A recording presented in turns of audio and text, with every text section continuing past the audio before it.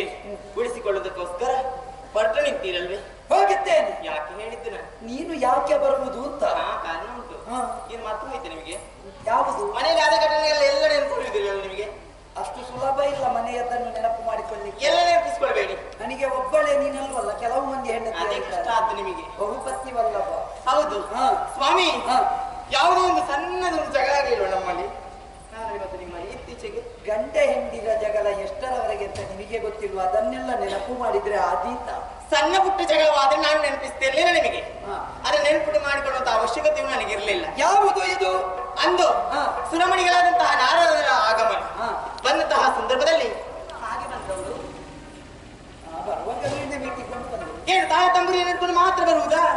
ಮಾತ್ರವಲ್ಲ, ವಿಶೇಷವಾದಂತಹ ಹೂವನ್ನು ತರಲಿಲ್ವಾ? ಓ, ಅದು ಹೂವಿನ ಪ್ರಸಂಗ, ಪಾರಿಜಾತ. ನೆನಪುಂಟ ನಿಮಗೆ? ಇನ್ನೊಮ್ಮೆ ಅದನ್ನು ನೆನಪು ಮಾಡಬೇಡ. ಗೊತ್ತುಂಟಲ್ಲ, ಸಿಟ್ಟು ಬಂದ್ರೆ ಎಷ್ಟು ಕಷ್ಟ ಆಗಿದೆ ನಿಮಗೆ ಸಮಾಧಾನ ಮಾಡೋದಕ್ಕಾಗಿ.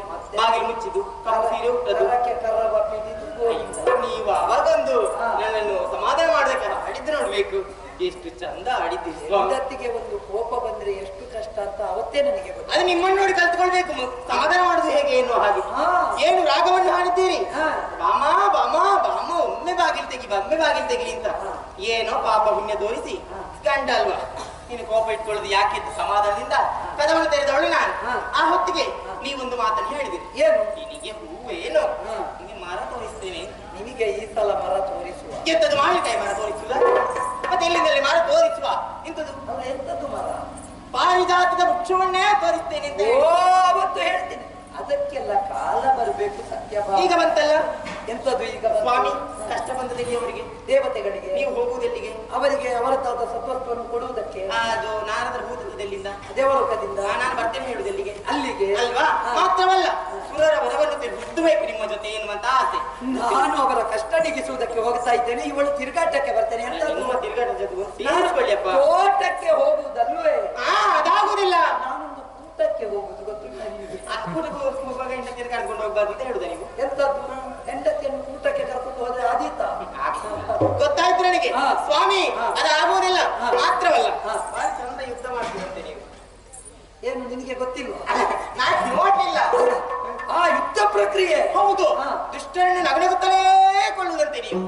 ಯಾವುದೇ ಕಷ್ಟ ಬರಲಿ ನಗುತ್ತಲೇ ಜೀವನವನ್ನು ಸಾಗಿಸಬೇಕು ಎನ್ನುವುದನ್ನು ಮುಖ ಅಲ್ಲವೇ? ಅಂತಹ ಯುದ್ಧಗಳನ್ನು ತುಂಬಾ ಕಂಡು ಸಂತೋಷವನ್ನು ಪಡ್ಕೊಳ್ಬೇಕು ಎನ್ನುವಂತಹ ತವಕನಲ್ಲಿ ಮತ್ತು ಸಖಿಯರು. ಹುಚ್ಚು ಕಟ್ಟಬೇಡ ಸುಮ್ಮನೆ. ಅಲ್ಲ, ಹೆಂಡತಿ ಅಂತ ಸಲಿಗೆ ಬಿಟ್ರೆ ಬರ್ತೇನೆ ಸಿಕ್ಕಿದಲ್ಲಿಗೆಲ್ಲ. ಎಂತದ್ದು? ಯುದ್ಧಕ್ಕೆ ಹೋಗುದು? ಅಲ್ಲ, ಬರ್ತೇನೆ. ಎಲ್ಲಿಗೆ ಬರ್ತೇನೆ? ವಿಚಾರ ಮಾಡಿದ ತಕ್ಷಣ ಸುಮ್ಮನೆ ಕುತ್ಕೊಳ್ತೇನೆ ಭಾವಿಸ್ಕೊಂಡಿದ್ದೀರಾ? ಅದೆಲ್ಲ ಬೇಡ. ಏನು ದೇವರು ಮಾತು ತಪ್ಪುದಕ್ಕುಂಟೆ.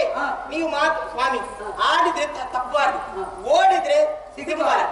ಮಾತು ಆಡಿದ್ರೆ ಹೋಯ್ತು, ಮುತ್ತು ಓಡಿದ್ರೆ ಹೋಯ್ತು ಅಂತ ಹೇಳ್ತಾರೆ. ಕೊಟ್ಟ ಮಾತಿಗೆ ತಪ್ಪಬಾರ್ದು. ಹೋಗ್ತೀರಾ? ಯಾರೆಲ್ಲಾದ್ರೂ ಸುಳ್ಳು ಹೇಳಬಾರ್ದು.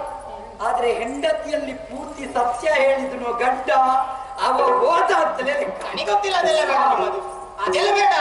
ಹೆಂಡತಿ ಆದವಳು ಹಾಗೆ ಒಂದು ಯಾವುದಾದ್ರು ವಿಷಯ ಹಿಡ್ಕೊಂಡ್ರೆ ಅದನ್ನು ಹೊಡೆದು ಬಿಡ್ಲೇಬಾರ್ದು. ಅರ್ಥವನ್ನು ನೀಡಬೇಕು. ಚಲವೇ ನನ್ನದು. ಹೋಗ್ತೀರಾ? ಹೋಗುದು. ಹೋಗಿ ಮತ್ತೆ ಹೋಗ್ತೀರಾ? ನಾನು ಹೋಗುವುದೇ. ಕರೆದುಕೊಂಡು ಹೋಗುದಿಲ್ಲ ಅಂತ ಹೇಳಿದ್ರಿ.